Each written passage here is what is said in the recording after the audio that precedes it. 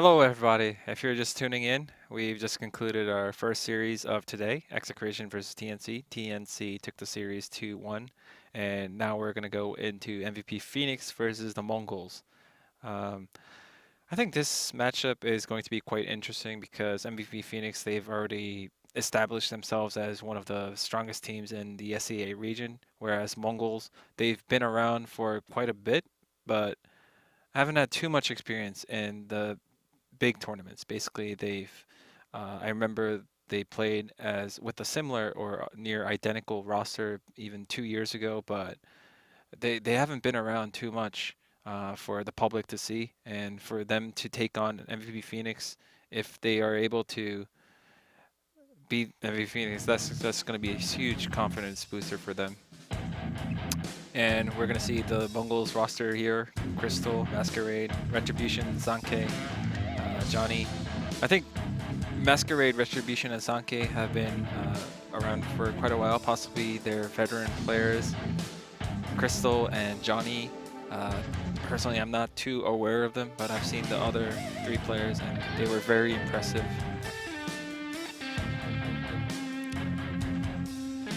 I mean, about the Mongols, I think one thing that really stands out from the other teams is that I think this team, I don't know who they scrim with, but sometimes they have some crazy picks. And this is MVP Phoenix.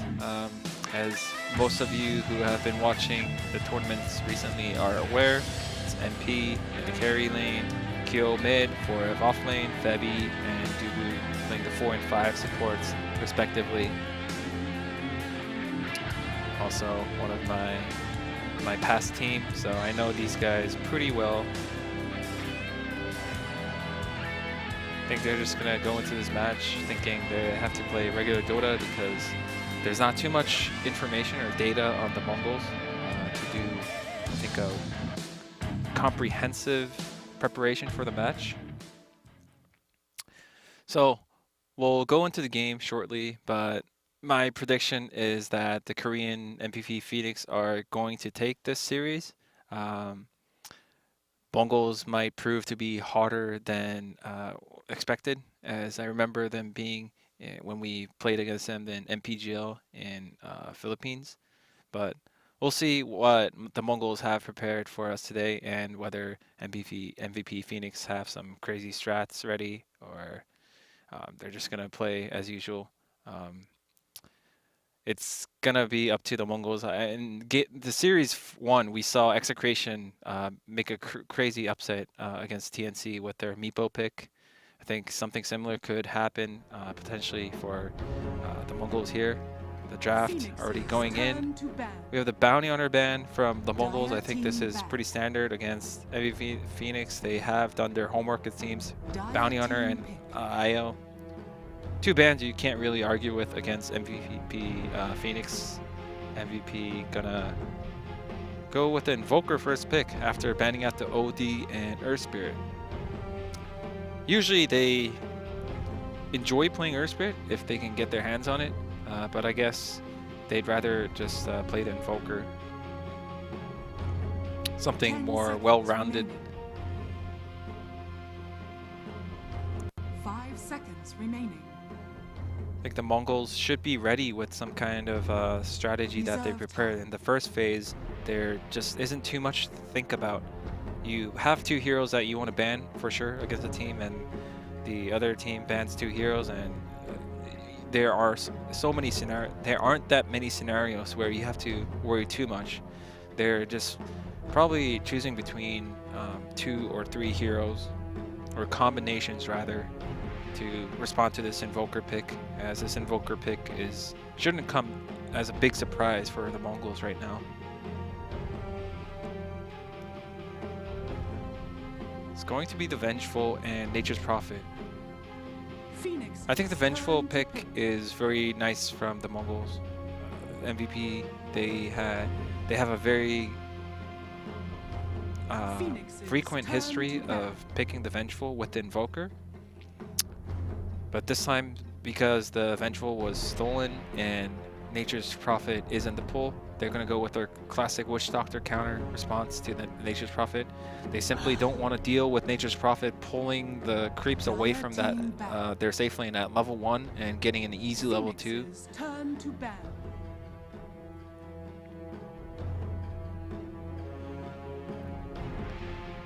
Faceless Void going to be banned from the Mongolz. I think Faceless Void is one of the, rather the Invoker is one of the better mids that synergize with the Faceless Void. And the Drow Ranger, I think, yeah, the Mongolz, their lineup is definitely some, it has a high potential of making good use of the Drow aura.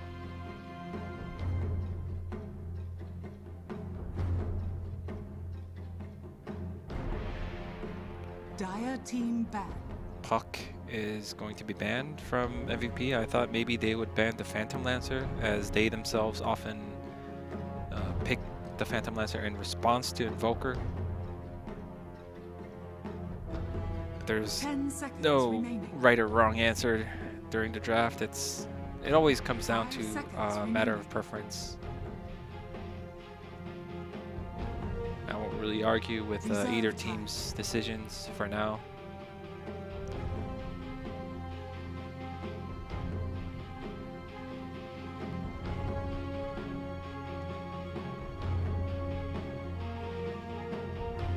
Sven banned from the Mongolz, also a pretty wise choice, as they will pick up the Phantom Lancer. It's kind of a nice double two birds with one stone kind of thing. They managed to ban out the Sven, which would have been a nice pick for MVP, as well as like cancel out, take out one of the counters to PL. Not the like easiest counter to PL, because PL can get fat and still deal with the Sven.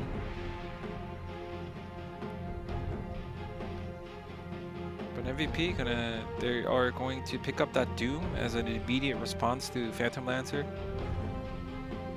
10 seconds. They have run Doom as both the offlaner and the carry in the past. I don't recall them ever running the Doom as a support.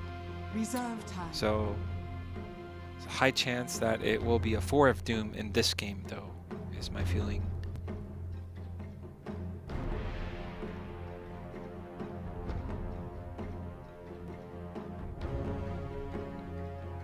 Mongolz taking some time to think about how they want to proceed here.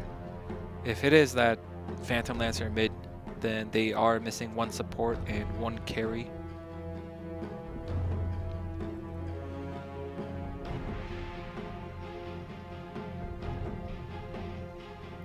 One way to deal with the Doom is to pick so many cores, like a triple core, that you can't really just Doom one guy and be pretty convinced that you're going to win a team fight.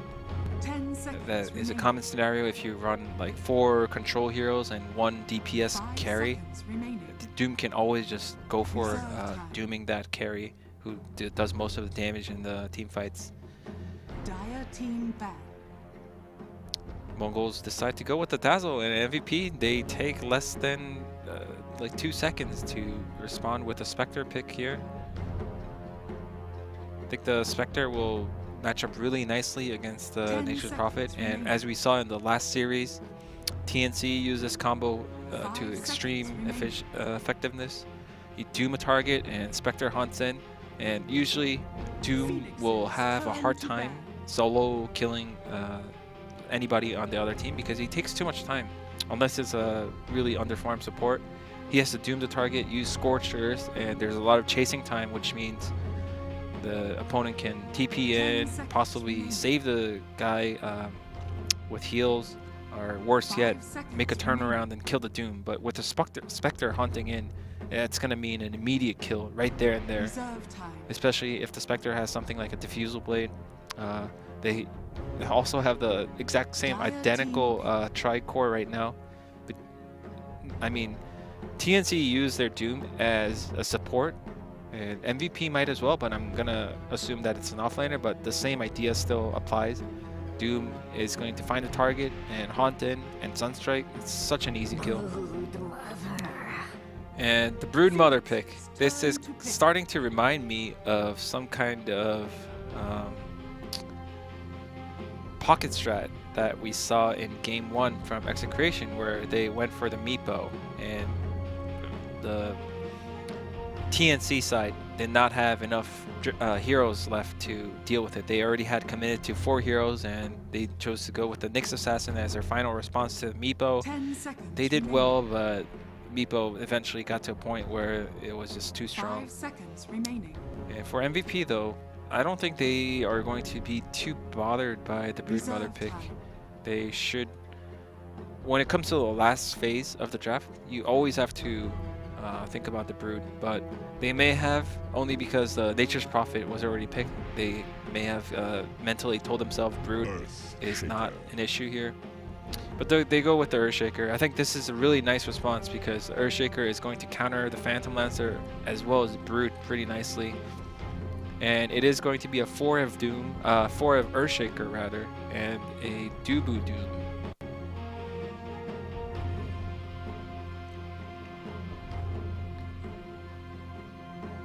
Sort of a mind game from the Mongolz right now.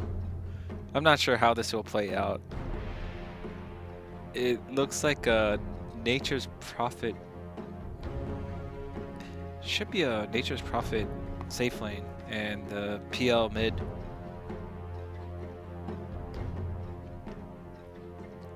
So Witch Doctor and Spectre against the Brood Mother matchup. Remaining. I feel like it's 5 seconds an remaining. okay matchup for Spectre and Witch Doctor because the Spectral Dagger is very nice against the Brood Mother. But at the same time, they need they need Doom to rotate in, or they need to get the Sun Strikes. Otherwise, they probably aren't going to be able to kill Doom, Brood Mother, excuse me.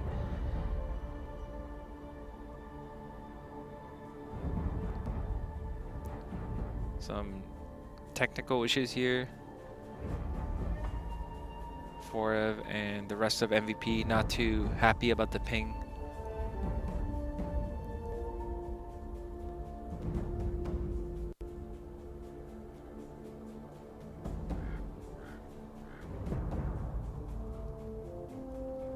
MVP have all reconnected back to the game and they seem ready.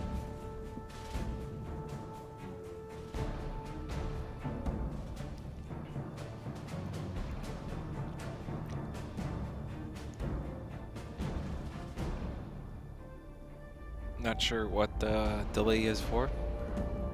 Looked like both teams were ready, but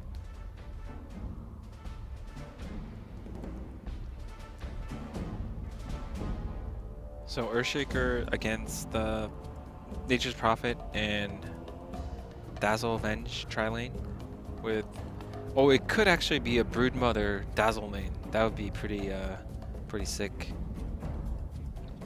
This is one of the strats that VG Gaming used to use, the Brood Mother Dazzle. You get a few spiderlings and every time Dazzle uses heal, it's a heal bump. It's so annoying, and then you also can't really zone out the Brood Mother at the early levels just by planting a sentry, because Dazzle just gonna be there to even chase you out.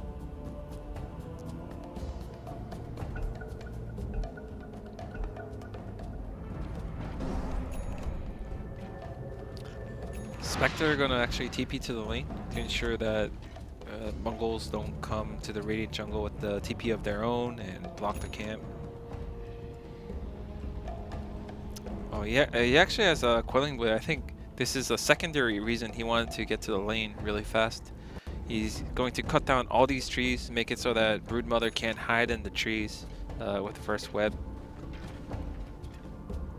Very nice from MVP. Shows that they have experience against the Brood Mother, even when their carry isn't the best equipped to deal with the Brood Mother.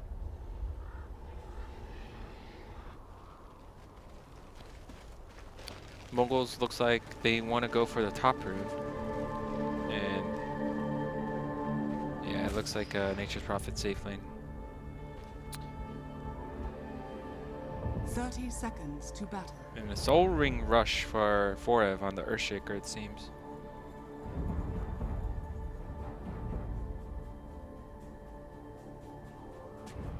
Doesn't look like there'll be much of a contest for the rune.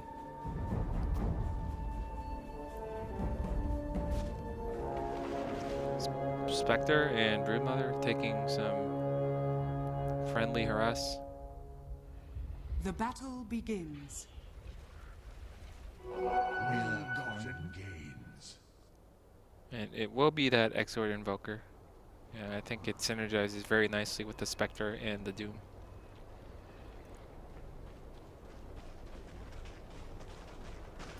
You know, Nature's Prophet with the summons at level 1. I think one of the cool things you can do with the Nature's Prophet in the safe lane is to stack camps early or let your supports farm camps that they wouldn't otherwise be able to farm. Kyo gonna take some harass from the Dazzle, but he chases him right away. Not the kind of player that is going to just be harassed and not just take hits and shy away from that kind of aggression. Not for you. You know, Earthshaker didn't start with any clarity, so he's not going to have that many fissures in this lane. However, if he is able to secure some CS early on, that is going to mean some... Oh, Earthshaker, he does not have fissure for now. Oh, first blooded. He wasn't sure when. His ward doesn't see Dazzle rotate in. That's one of the problems. He put it in a pretty tricky spot, but at the cost of it not showing him perfect vision, both up and down.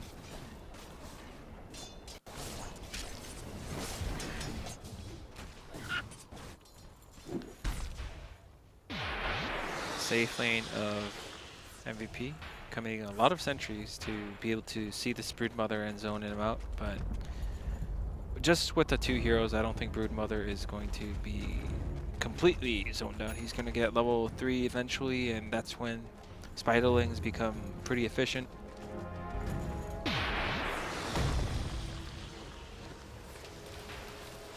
Earthshaker, Sprouted.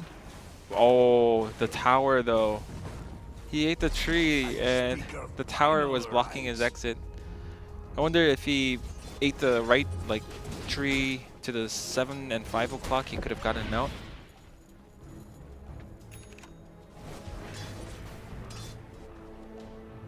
The early CS seems very good for Spectre, who isn't not yet bothered too much by the Broodmother, but he did start with a Quelling Blade, which means he should have perfect CS. And Doom gonna go over to the safe lane right now, it seems, but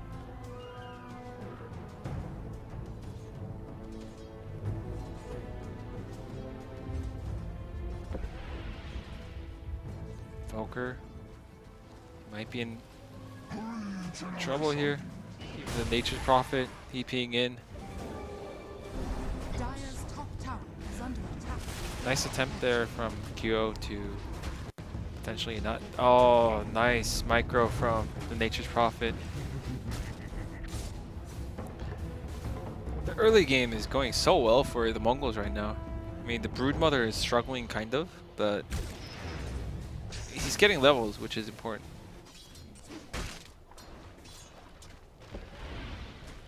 The Nature's Prophet actually, every time he uses teleport, if he doesn't get a kill or an assist, it kind of is a big waste of the time for a carry at this stage of the game. But he was able to get a kill or an assist every time he teleported in, meaning it was worth a while, and meanwhile his supports are going to get levels in the lane that he emptied. Here comes the attempt at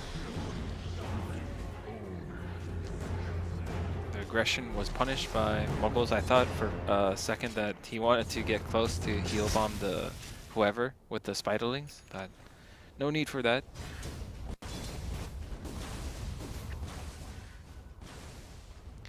Invoker going for the Quilla, which seems pretty popular nowadays.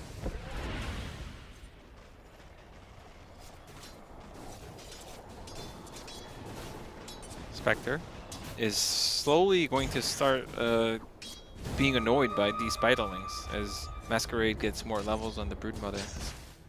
He does have the Soul Ring, so I wonder who can rotate in to deal with the Broodmother if Spectre doesn't feel like this lane is worth farming in. Earthshaker will be too low level, Invoker doesn't deal with Broodmother at all. They just want to kill the Brood. I think that's the only way you actually allow this safe lane to be a haven for MVP in terms of farming.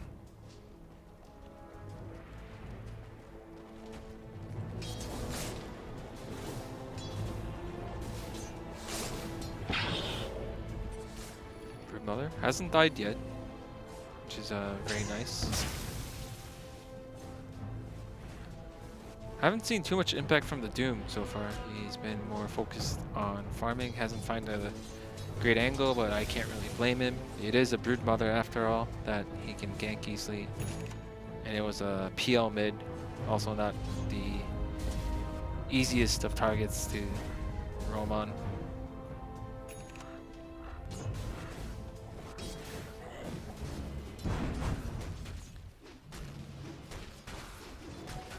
Invoker giving the lane to Doom, but I don't think Doom can really farm in this lane.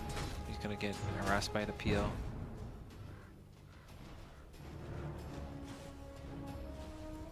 Pretty static so far.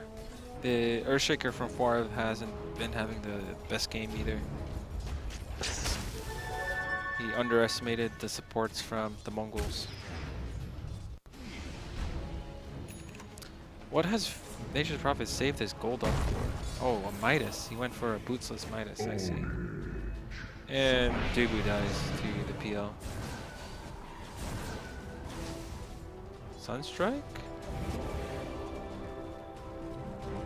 No Sunstrike. I guess Invoker's Invoke is on cooldown right now. Oh man, this is such a disaster for MVP in the early game right now.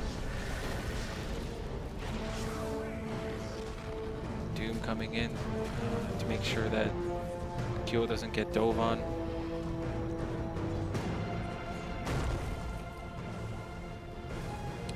Orb with the harassment fissure. MPF bottom, getting slightly annoyed by the Broodmother harassment. Oh, he was so close to dying. Radiant's bottom tower is under attack.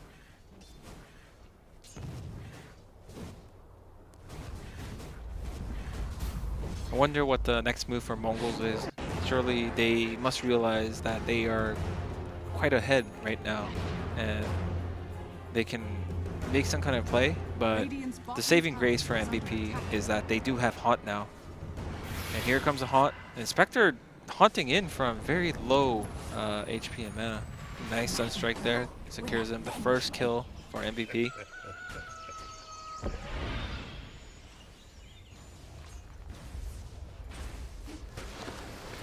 So that was a Haunt expended, meaning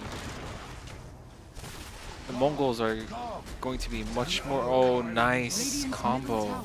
I only thought about the Broodmother Spiderling heal bomb. Didn't really think that the Nature's Prophet with the Treants would be a source of heal bomb. And they take the tier 1.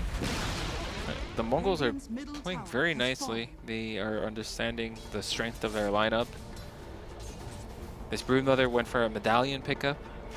Presumably he wants to strengthen their potential to go Roche, as PL is one of the worst heroes at taking Roche.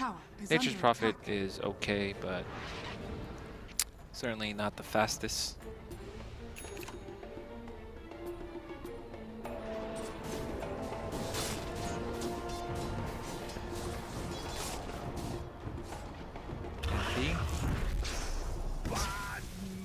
Oh, Dubu. Febi, I mean. It really is rough for everyone on MVP right now. The Earthshaker cannot deal with Broodmother on his own, unless Broodmother runs his Spiderlings next to himself like an idiot. Radiant's top tower is under attack. They just have to suck it up and deal with the fact that there is a broodmother in this game. Dire's middle tower is under attack. Radiant's top tower MP is under taking attack. some good amount of harassment here.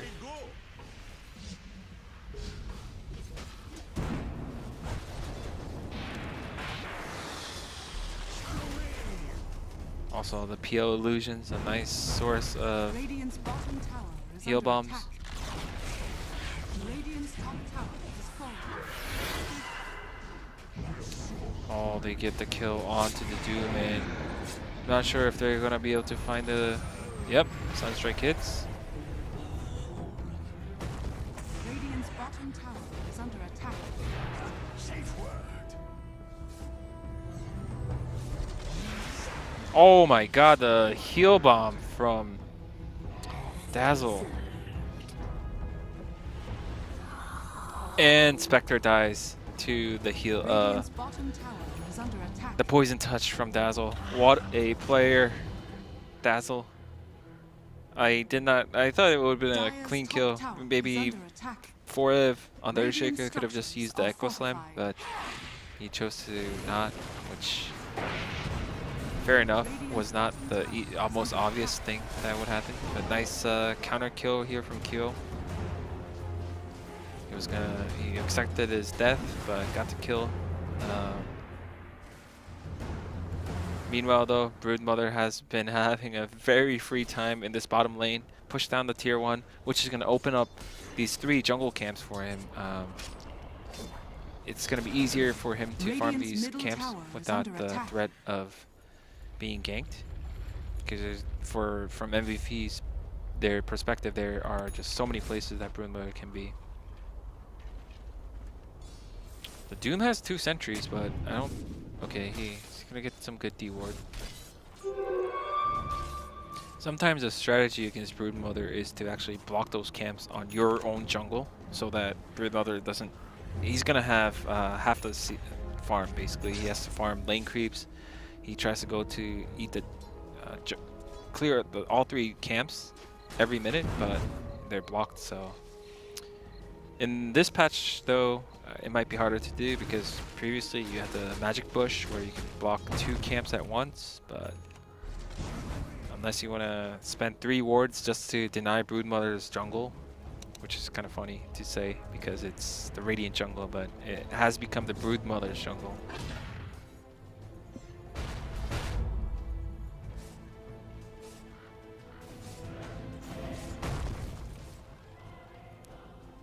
Mongolz going to make a smoke rotation, but MVP possibly aware of what's to come. And oh no, it's been spotted out. They put another ward, but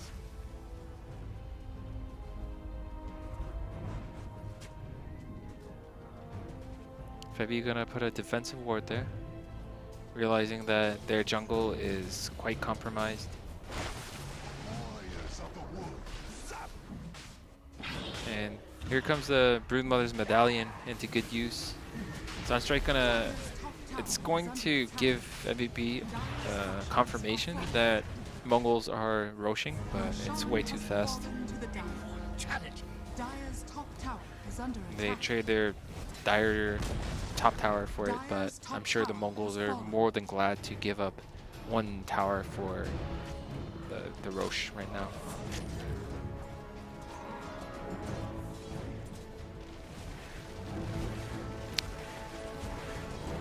Nature's Prophet is... He completed the drums. What he goes next, I think, could be an Orchid. I don't think Orchid is going to be the best item for him this game. He is a carry after all, and he's going to do a lot of tower hitting, and Orchid is not the best. It's good at killing heroes, but it doesn't really... I don't think he needs it, basically, to kill heroes right now.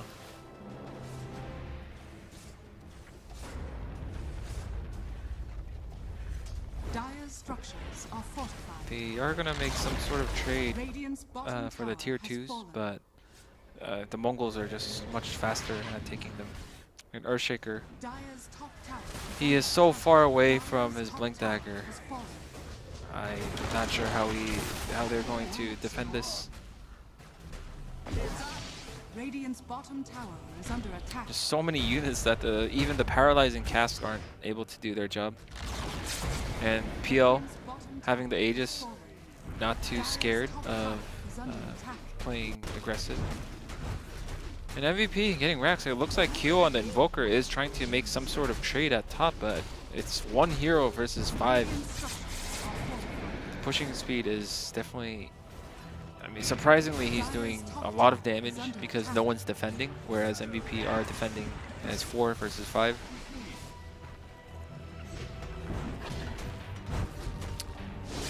Dire's top tower has fallen. And Q does take the tier 3.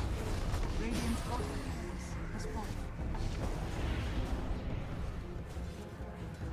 Invoker.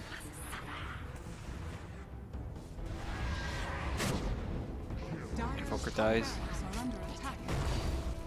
I think Radiant's MVP bottom played this barracks are under attack. pretty well considering how far behind they were, but... Oh, Earthshaker. I think he... Oh, no PO actually. Has fallen. Dire's top barracks are Didn't under see attack. how Nature's Prophet died, but... They are going to semi-hold this. They lost their racks, but Dark light. the good thing is they didn't lose too many heroes afterwards. They opened up the tier 3 and did considerable damage to the range racks, so... Considering they have Spectre, it's not like they have to tap out anytime soon. Well, also it doesn't change the fact that Mongolz are very ahead in this game. And it is going to be the Orchid picked up for Broodmother.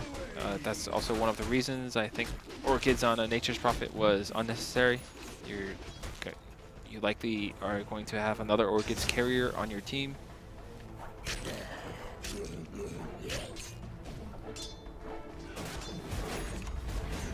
Necrobook from Nature's Prophet. This is one of the items we don't see too much from Nature's Prophet nowadays.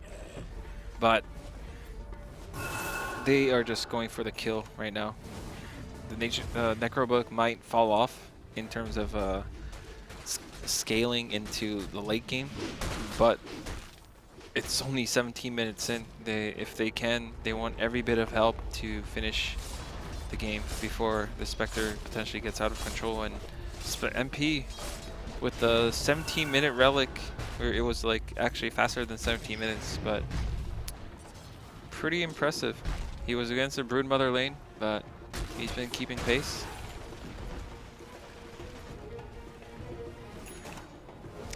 If he managed to complete the Radiance before the next high ground or like big fight, it could change the team fight considerably.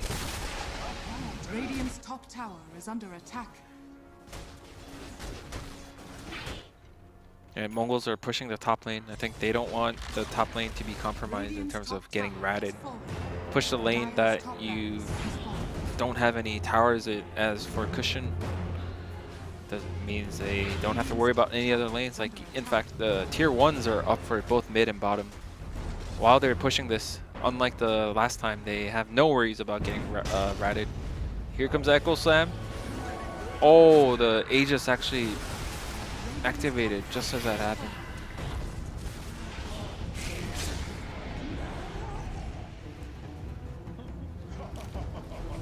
Nice Echo Slam.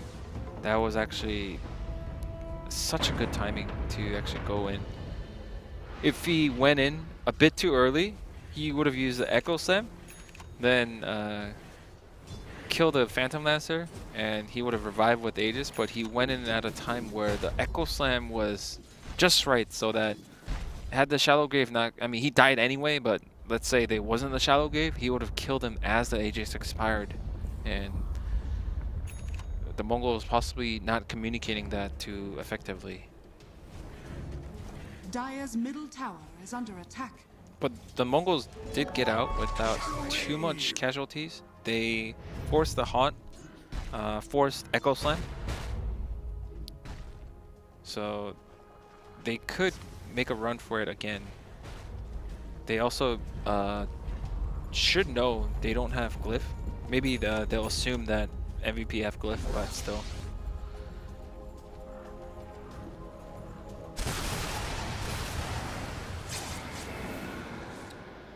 The important thing for Mongolz is that they don't get too desperate. I feel they aren't that ahead because of the fact that Spectre does have that Radiance, and as we saw with the Earthshaker having Blink Dagger, brute force high ground is going to be a lot trickier. The Radiance on Spectre, meaning she can push out waves way more efficiently, and it's just going to do so much more AoE damage. And we don't see any BKB carriers on the Mongolz, so they have to be really careful with the Echo Slam. They have so many summons, like Broodmother, Nature's Prophet, PL is like a semi-summon unit hero. Then you have the Necro books. Radiant structures are fortified. Yeah, there is a possibility that they are going to just evaporate from the team fight. They're being very cautious with this, the sending in illusions. Dire's middle tower is under attack. They get the rain tracks. Not bad. They didn't really commit anything. But at the same time, MVP not willing to commit to anything just to save a range Rax. They are already one lane of Rax down. Dazzle. Another range Rax won't make too big of a difference, especially as they're starting to come online. The Earthshaker getting that Blink Dagger. Spectre having some really good farm considering the context of this game. I don't think PL is too big of a threat right now from MVP's perspective. He has net worth, but there's no BKB, and he's not going to be terribly effective in a high ground scenario where he is the one on the offensive side.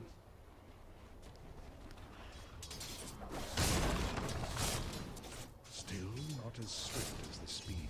Spectre, I feel that could be a casual bit booster instead of just straight to heart.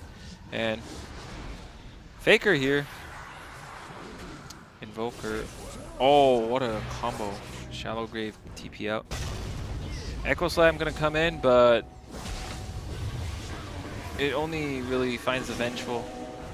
I think this is a very good timing for Mongolz.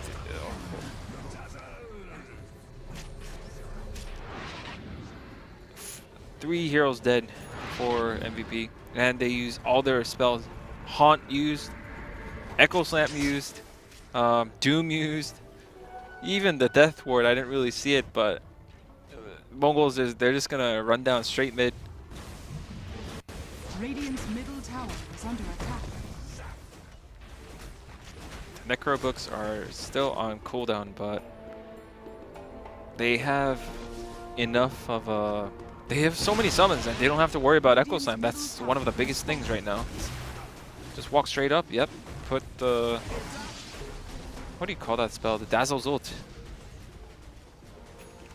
Push 2 lanes of Rax at once. Being a bit greedy. There's that BKB from Broodmother. Could they potentially kill the Doom? Nope. They don't have to. They're more focused on the Rax. Oh, Doom. He didn't even go back to heal. He realizes that in the time that he goes to the fountain, their teammate just lose the game.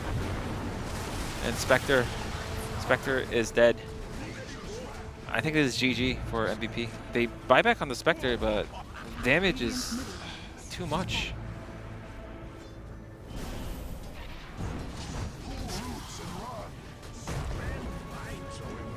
Never mind. But Peel buys back and. Oh, Nature's Prophet. Oh, he almost got out. But his team is ratting the Raxes. This is quite funny to see. One melee Rax standing for MVP. If it weren't for the fact that they lost basically 5 out of 6 Raxes, I'd say this game is pretty damn over, but they still have faith in this Spectre to carry this game.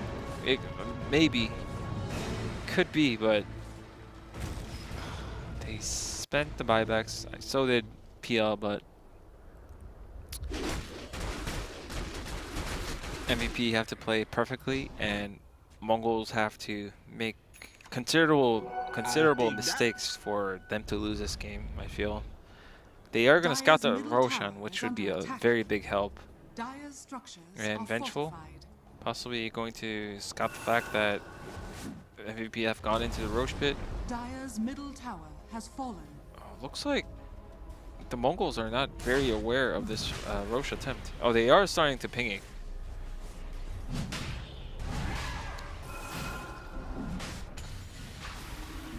They just go right in, trying to kill Dubu's Doom.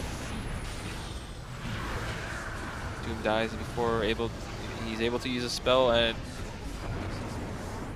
oh, if they killed Invoker, Spectre doesn't have buyback.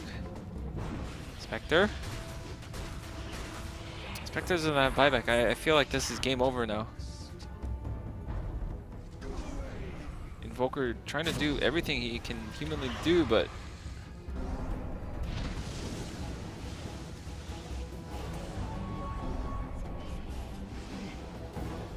Nature's Prophet riding the top racks. Radiant's top barracks are under attack.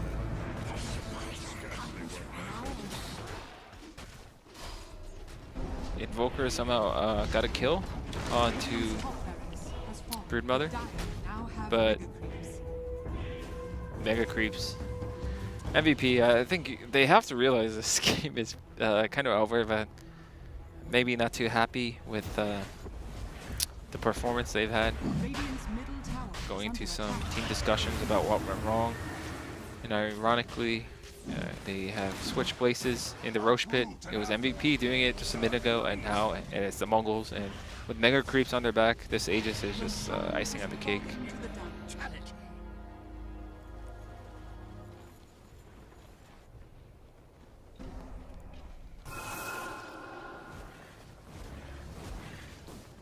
I'm trying to think about some win conditions for MVP, seeing as clearly these guys are trying to make a comeback in this game against Mega Creeps. Okay, first of all, they need lifesteal. They need to get Vlads so that all their heroes, their creeps are stronger and they can sustain the Spectre, who's going to do a lot of the wave clearing. They also need more Maelstroms. Like, every hero on MVP have to be able to push out Mega Creeps. This is Mega Creeps at 27 minutes we're talking about. Invoker is okay at it. He can clear creeps every now and then with Meteor. Spectre needs to get a heart so he can sustain against Mega Creeps. I honestly don't know why I have to explain win conditions for MVP. It's kind of ridiculous that they haven't tapped out yet.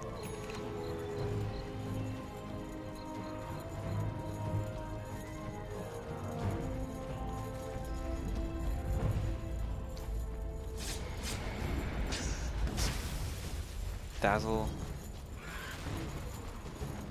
and Broodmother just pushing in the waves, but I feel like Mongols yet are still figuring out why they are still playing this game. They could kind of go and rat the towers again, I feel. I mean, look at this Earthshaker trying to defend a wave of creeps. He is losing half his HP in a matter of one wave, seconds.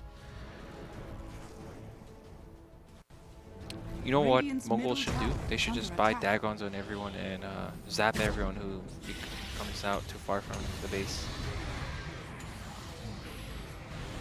Yep, nice kill from Mongols.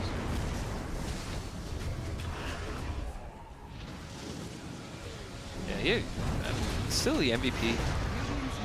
Didn't type GG for his bad GG timing. Trying to make some kind of miracle comeback against Mega Creeps. Get out of here.